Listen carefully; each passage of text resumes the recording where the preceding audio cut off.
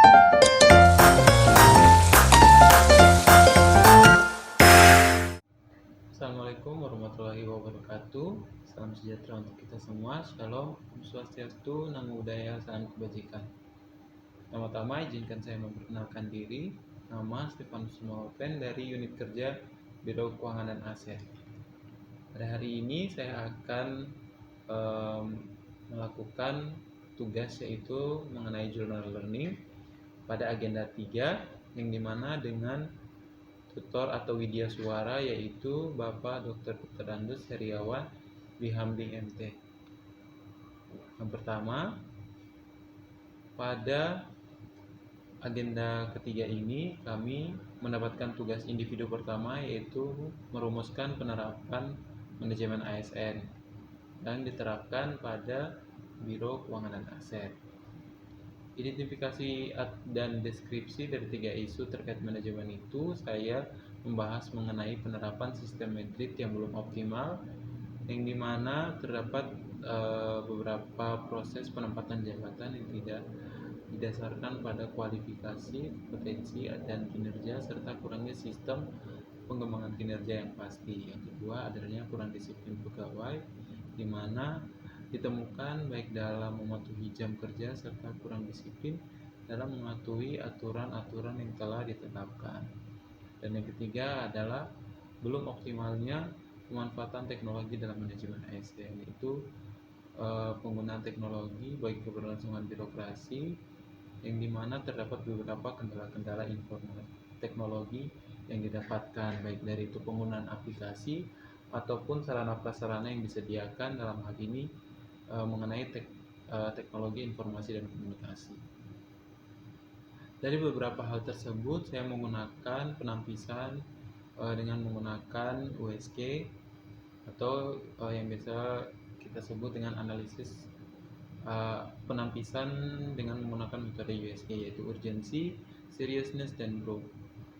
Dari ketiga isu tersebut, saya mendapatkan jumlah yang paling banyak, yaitu terdapat pada kurangnya disiplin pegawai. Nah, dalam menanggapi hal tersebut, terdapat gagasan kreativitas sosial yang dimana permasalahan ini bukanlah permasalahan yang terjadi pada lingkup Biro Keuangan dan Aset saja, tetapi dapat juga dilihat pada unit-unit kerja pada Kementerian Dalam Negeri yang sering terjadi. Salah satu upaya yaitu dapat dilakukan dengan peningkatan disiplin di lingkungan Kementerian Dalam Negeri, yaitu yang didasari oleh Permendagri 13 tahun 2021 pada pasal 38, yang dimana terdapat bagian disiplin pada Biro Kepegawaian.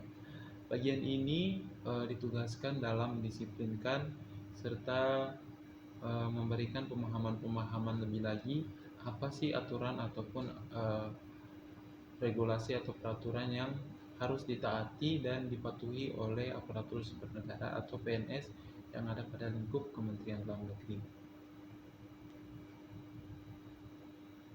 Hal-hal ini juga dilakukan agar pelanggaran serta disiplin pada ASN tersebut dapat ditanggulangi atau dapat diberikan solusi serta jalan keluar yang lebih cepat.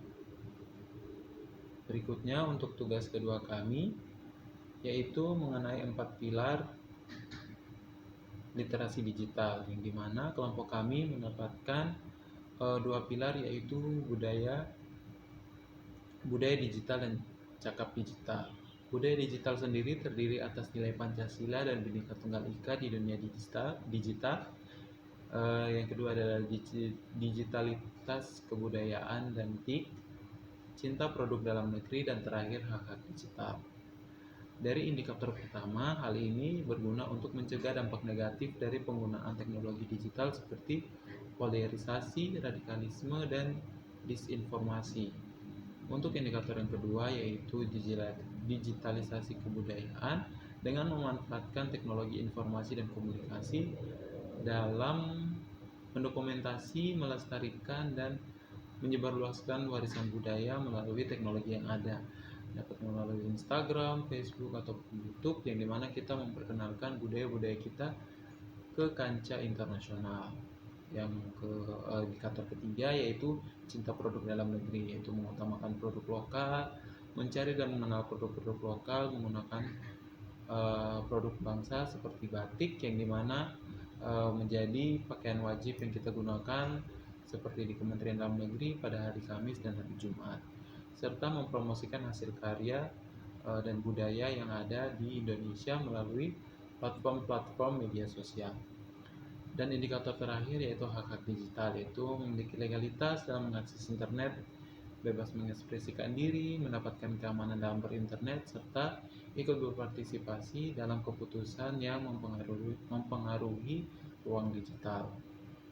Berikutnya yaitu ada cakap digital, yang dimana cakap digital ini terdiri atas 4 indikator, yaitu adanya lanskap digital, mesin pencari informasi, aplikasi percakapan dan media sosial, serta dompet digital.